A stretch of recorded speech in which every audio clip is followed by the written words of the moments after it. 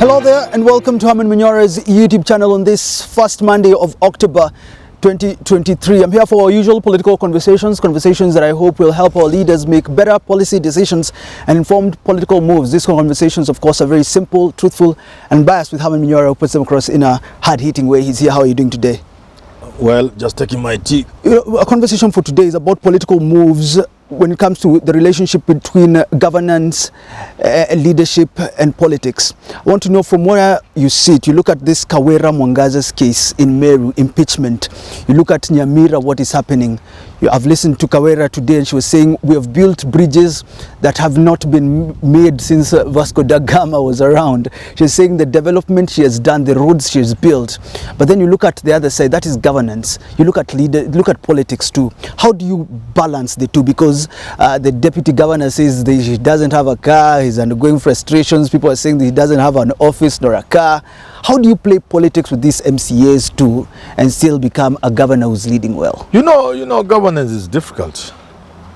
But in the context of a political structure like a country or a county, there's need to balance between what people call development and politics. Because you need the software. Hardware alone is not enough. If you are in Meru County, and I've supported this lady for a long time. Yeah. When the first time she was being fought, I really supported her. I supported the idea of being proud of her husband. Even giving him a job. And it was giving people sleepless nights. We want our women to be proud of their husbands because the contrary quite happens. When women get in leadership, unfortunately, they tend to go alone their families. They think they can hang around with other men and so on and have very little time for their husband. So I was celebrating Kawira Mwangaza for being exactly what we need of our women. That you can handle power and still remain a wife, a mother. But I was giving her accolades.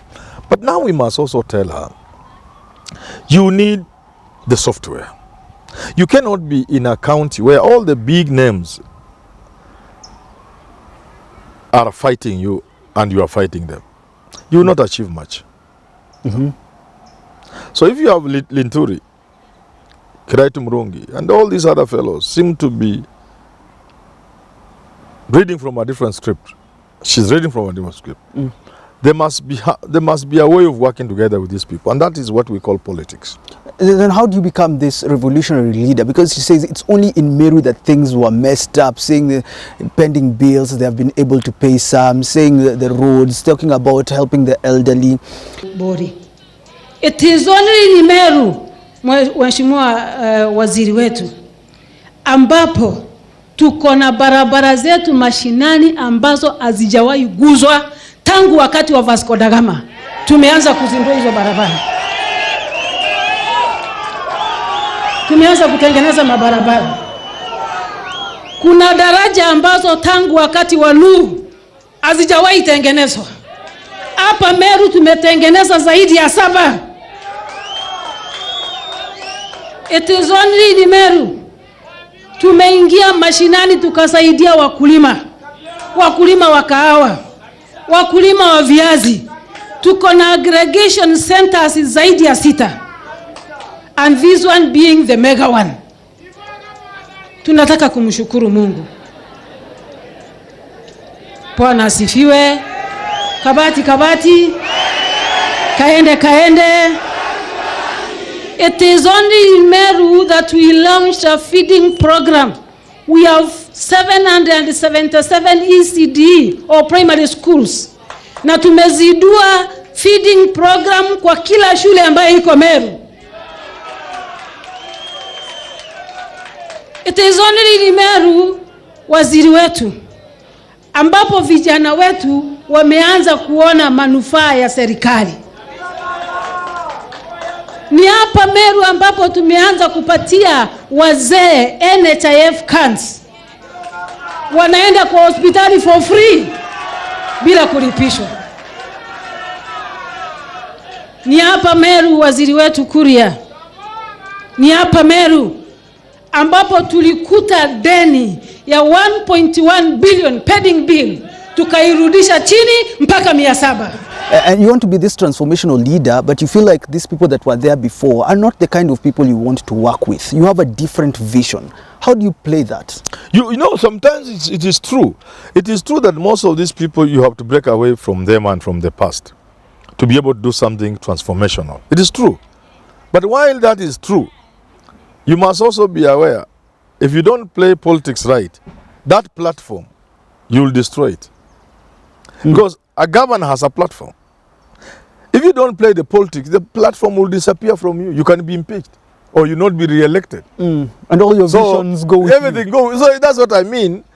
You may have wonderful ideas you want to implement. And that's the hardware. But you need the software, which is politics. Now, if they impeach you and you go, so those ideas, where you die with them, they go with you. If you are not re-elected and you need that second term to put things to conclusion, is a platform. Mwangaza, Kawira Mwangaza has a platform. That platform is maintained by politics. Okay. Politics can demolish that platform. Without that platform, she will not do the good things she says she wants to do. So when you look at what she's going through now, Deputy President Rigathi Gachagua said together with the president, they've been asked to stay away from the issues. They have stepped out. They are not going to be part of helping Kawira Mwangaza or the Meru politics. Kuja kwangu tumeongea. Nimeongea na Governor Kawira. Nimeongea na Deputy Governor. Na pole sana. Nilikwambia hii maneno ya siasa, hapana chukua very seriously. Ati ukishitulua kidogo unalala hospitali, wachana na hiyo maneno. Wewe simama. Don't unakuwa. Sisi ile tulipitia saa hii tungekuwa tumekufa. Lakini sisi ni chuma. Sisi tulikuwa tunafungiwa Friday mpaka Monday, tunatoka tunaendelea. Sasa wewe mmegongana kidogo na governor hospitali. Wewe tulia. Tulia. Tumeongea na deputy governor, tumeongea na viongozi na tumekubaliana. Hii ni shida ya Meru.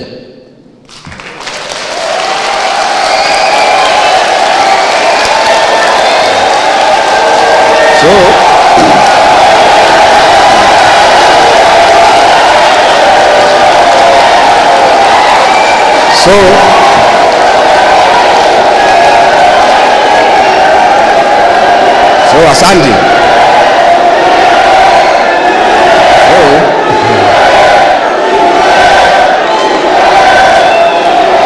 So asante. Tumesema. Do you think she'll come out of it? Because last time it seemed like Kenya Kwanza really assisted her to come out of it. Let me tell you, MCAs are wolves. They are hounds. If they sense blood, you are gone. And Senate is there. If you are not, our experience with Senate when it comes to impeachment trials is that anybody who has been served by those in power or those with the numbers. So if Kenya Kwanza kept off, wash their hands. Okay, you handle my issues in Meru, and I saw them clapping in church. I was shocked, dancing in church because this deputy president has said that. I tweeted in church. Yeah, I could see my friend Mpuri. Yeah, he was the one who stood up. Yeah, and the whole church was up in a church. But well, so you can clap today. So let's get to Senate. You have been impeached by MCS. So let that keeping away be maintained. Ruto and Gachagua keep off. You will go home. The senators will send you home. Okay. Yeah. How about the people though? You know, we have these people that elected you. Is there anything they can do? Public participation when it comes to impeachment. Is there the role of the people when it comes to not just county politics, but also national politics?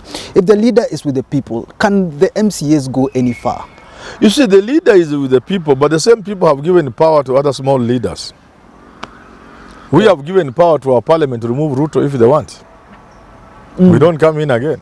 So we have given them the power. We have passed elections. Yeah. We have said parliament can send Ruto home. It could have sent Uhuru home. We have said it. That's the people. The people who have said it. So the people have said the MCS can send you home, even if they are illiterate. Even if there's nothing. They just hate you. And that's where our courts go wrong. Allow me again to address myself to the judiciary. Judiciary wanajaribu kupekua into those things when somebody goes to court. No.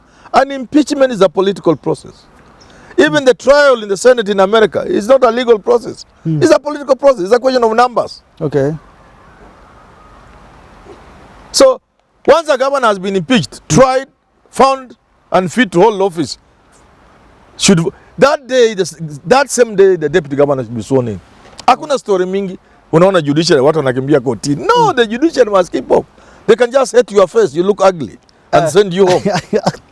But then I want to know this about the politics that come into these counties, because there are talks about, you know, the deputy governor Isaac hasn't been given, I don't know, a car, doesn't have a house. Some of the things are saying that the governor is not working with her. Even MCA is not getting the perks that they used to get before. Now the perks. How does this monetary issue bring about changes in governance and politics? The structures we put in place were weak.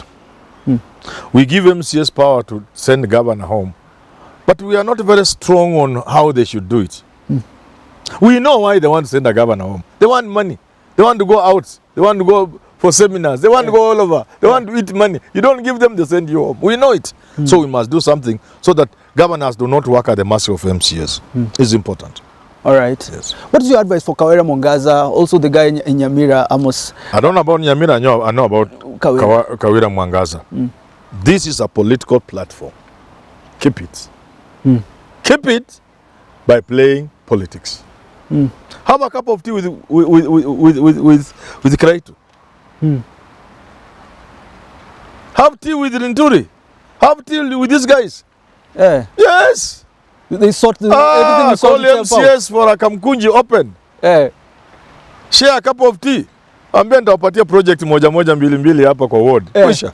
It's raining out here, so we have to wrap it up at that. Thank you for tuning into this conversation. Until we do talk again, have yourself a lovely rest of your day. So we ran away from rain.